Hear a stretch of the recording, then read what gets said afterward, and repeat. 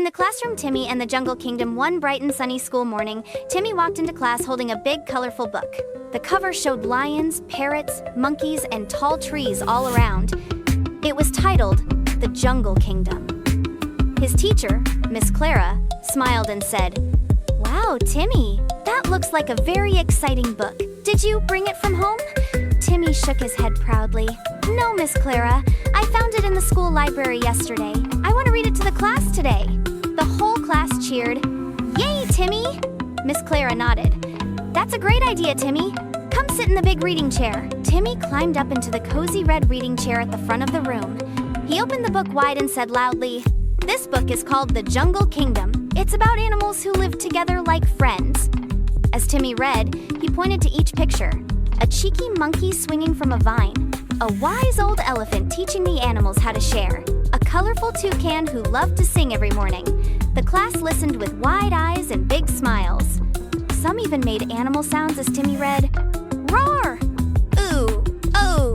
Oh! Squawk!"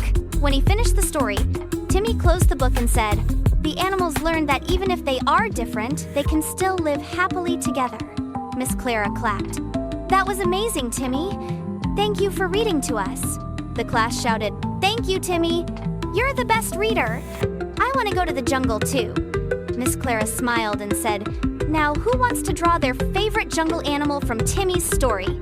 Everyone raised their hands excitedly.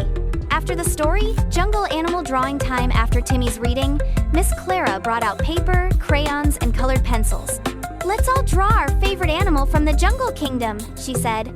The children spread out around the classroom full of excitement. Maya started drawing the parrot with red, blue, and yellow feathers.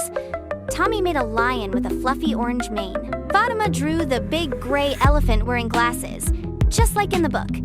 Even little Jerry, who usually just scribbled, was carefully drawing a smiling monkey holding a banana. Miss Clara walked around, admiring the artwork. Then she came to Timmy. He was drawing all the animals together under a big green tree. "What a beautiful jungle scene," she said. "Why did you choose this book, Timmy?" Timmy looked up and smiled. "Because I love animals, and I like stories where everybody gets along," he said. "Even if they are big or small or loud or quiet, they're all friends in the jungle." Miss Clara nodded. "That's a very kind and wise reason. Just like you, Timmy." She turned to the class. "Timmy reminded us today that stories can teach us important lessons. What did the Jungle Kingdom teach you?" Hands shot up in the air. "That friends can be different. That lions don't have to be scary.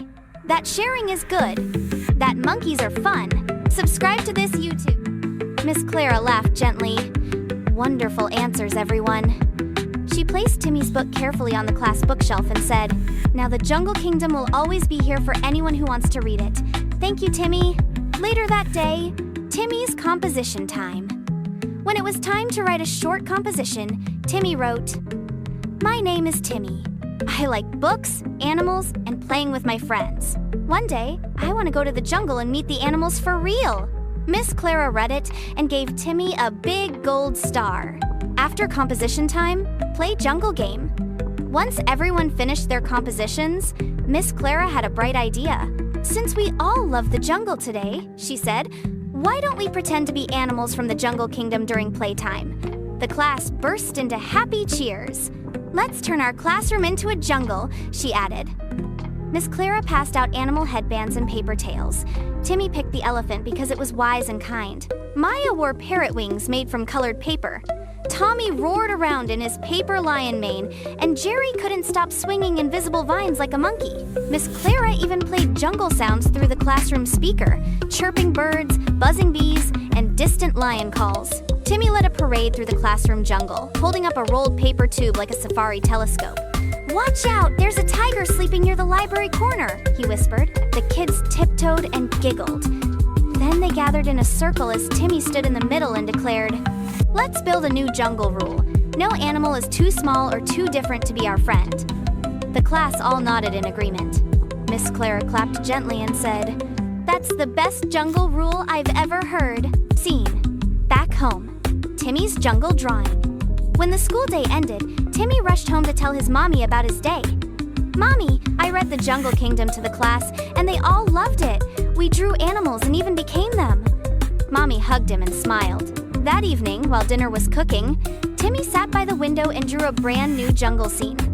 This time, he added himself as the elephant, Maya as the parrot, and all his classmates smiling around a big jungle campfire. He even wrote a tiny message at the bottom of the picture. Everyone belongs in the jungle of love. The next day at school, Timmy marched up to Miss Clara before class started. "Miss Clara," he said, "can I write my own book and put it in the school library?" Miss Clara's eyes widened.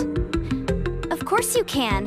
What will it be called?" Timmy grinned and said proudly, "The Little Elephant and His Friends.